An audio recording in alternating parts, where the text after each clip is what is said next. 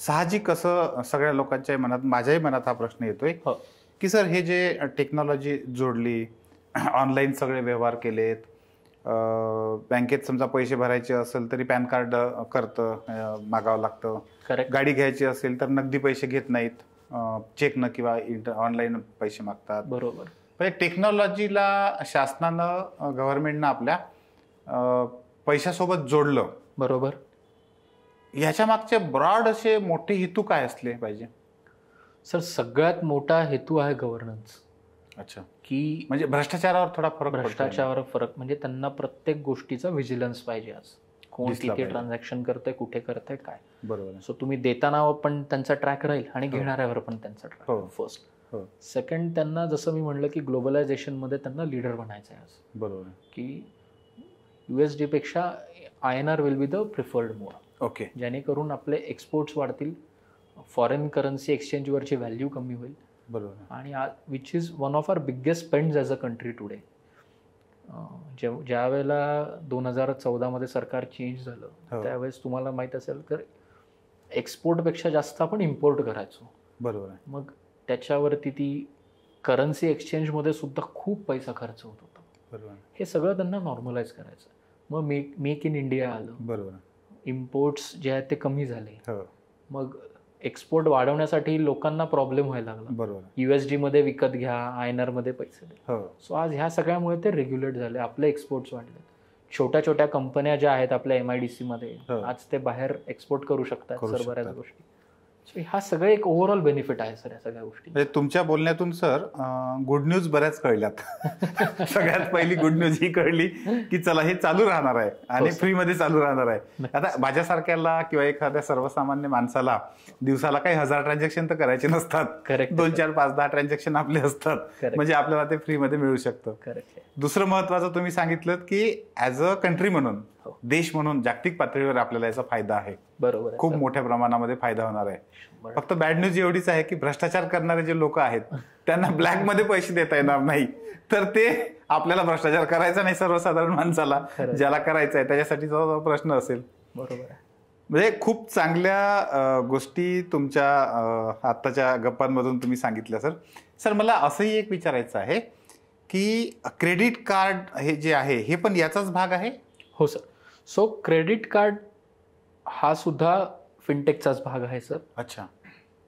खूप सोप्या भाषेत सांगायचं, क्रेडिट कार्ड मराठी लँग्वेजमध्ये आपल्या तर एक शॉर्ट टर्मचं लोन आहे सर क्रेडिट कार्ड म्हणजे. ओके. येस. थोड्या वेळासाठी दिलेलं कर्ज आहे. वेळासाठी दिलेलं कर्ज आहे सर. एकदम. सर पण क्रेडिट कार्डला एवढं प्रमोट का करतात बँका वगैरे? सर ह्यामध्ये 2 गोष्टी आहेत. अच्छा. की क्रेडिट कार्ड जर तुम्ही व्यवस्थित वापरलं तर तोट्यापेक्षा त्याचे फायदे जास्त आहेत. अच्छा. पण आपल्या इंडियन मेंटॅलिटीमध्ये लोभ हा खूप एक बेकार वृत्ती आहे सर. लोभ ही खूप एक बेकार वृत्ती आहे. अच्छा. सो क्रेडिट कार्डमध्ये तुम्ही बघाल की आज समजा तुम्ही एक ट्रान्झॅक्शन केलं तर ती बँक तुम्हाला 30 दिवसाची मुदत देते ते पैसे भरायची. बरोबर. आणि त्या 30 दिवसामध्ये तुम्हाला काहीच पैसे लावत नाही, चार्ज करत नाही जर तुम्ही ते पैसे परतफेड केले तर. सो एखादा क्रेडिट कार्ड एखाद्याने ठेवलंय की बाबा इमर्जन्सीमध्ये जर मी वापरतोय, बरोबर, किंवा थोडा पगार पुढे मागे झालाय आणि मी वापरतोय आणि ते 30 दिवसात देतोय, तर it's a very very useful instrument to have. Okay. पण जसं मी म्हणलं, लोभ ही खूप एक इंडियन मेंटॅलिटीमध्ये सगळ्यांना लोभ ही वृत्ती खूप बेकार आहे सर. बरोबर. जेव्हा ते खिशात असतं ना, मग आपल्याला काय वाटतं की चला थोडीशी शॉपिंग करू. गरज नसताना अकाउंटला पैसे नसतील तरी चला मी थोडेसे मोबाईल फोनच विकत घेतो. बरोबर. मग क्रेडिट कार्ड काय करतं की ते लोभ कॅप्चर करायला तुम्हाला सांगते, काम करा तुम्ही आयफोन विकत घ्या ₹1,00,000. ओके. मी तुम्हाला 10 हप्ते देतो. बरोबर. आणि तुम्ही त्याच्यावरती इंटरेस्ट भरा थोडासा. येस. सामान्य माणूस काय विचार करतो, मी 10,000चा हप्ता भरतो, बरं ₹300 देतो मी पर महिना, काय वाईट आहे. अगदी अगदी. सो ही लोभची जी प्रवृत्ती आहे ना, त्याचा क्रेडिट कार्ड पूर्ण वापर करून पैसा कमवतो सर. अच्छा. सो ज्या माणसाला स्वतःच्या खर्च करण्याच्या ह्याच्यावरती कंट्रोल असेल त्याच्यासाठी credit card is like a gold. बरं. की मी आत्ता वापरतो, 30 दिवसाच्या आत मी पैसे वापरतो. बरोबर. आणि ज्याचा कंट्रोल नसेल त्यांना वापरूच नाही, त्यांनी वापरूच नाही, त्यांना घेऊच नाही. बरोबर आहे. मार्केटमध्ये लोक, एक सामान्य माणूस काय विचार करतो, अरे क्रेडिट कार्डचे EMI थकले रे, अरे ती लोक घरी यायला लागले रे, अरे मला खूप फोन येतात रे. अच्छा. पण तो हा विचार करत नाही की खर्च त्यांनीच केला. क्रेडिट कार्डवाले मागे लागले नव्हते की खर्च करा म्हणून, ते म्हणले होते तुम्ही कार्ड घ्या.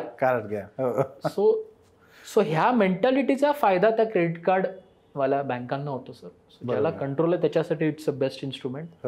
त्यांचं अर्निंग मॉडेल जसं मी तुम्हाला म्हणलं की 30 दिवसाच्या आत पैसे भरले तर क्रेडिट कार्डवाल्यांना काही फायदा होत नाही. बरोबर. पण माणूस, तुम्हाला मी खरं सांगतो सर, आज एक सामान्य नागरिक 2-3 महिने पहिले घेतो आणि वेळेत भरतो, मग त्याचा तसा हळूहळू लोभ चालू होतो की चला काहीतरी आयफोनच घेतो, चला शूजच घेतो. त्यामुळे तुम्ही बघाल सर, ज्या ई-कॉमर्स वेबसाईट आहेत, फ्लिपकार्ट आहे, अमेझॉन आहे, मग त्याच्यावरती सेल चालू होतात की तुम्ही ICICIचं क्रेडिट कार्ड वापरा आणि तुम्हाला एक्स्ट्रा 10% आम्ही ऑफ देतो. कंटिन्युअस राहतं. मग माणूस याला बळी पडतो. अच्छा. त्या 10% ऑफ घेण्यासाठी सुरुवातीच्या तो वार्षिक 13% व्याज भरायला तयार होतो EMI वरती. बरोबर आहे. सो हे सगळे गिमिक वापरून चालू आहे. म्हणजे मी क्रेडिट कार्ड घेतलं नाही ते चांगलं केलं समजा, कारण माझा कंट्रोल नाही. अगदी खरं सर, अगदी.